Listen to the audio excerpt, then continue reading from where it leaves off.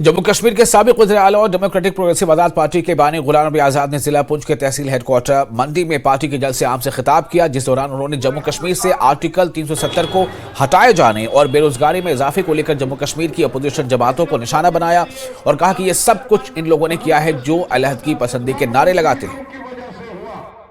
जो अलहदगी पसंद का नारा देते थे और हिंदुस्तान को लगा।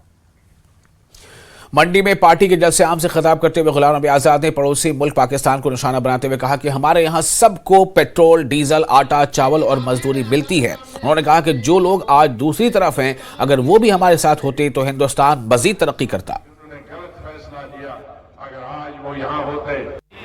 सबको अनाज मिलता है, सबको चावल मिलता है, सबको आटा मिलता है, सबको पेट्रोल मिलता है, सबको डीजल मिलता है, सबको मजदूरी और काम मिलता है।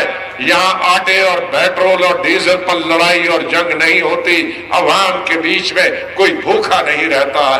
ये हमारे लिए फख्र की बात। इसलिए आपने जो जिद्दोजहद की 1948-47 में, 1962 में, 1971 में, 1999 में, वो जायज थी, आपकी जीत हुई।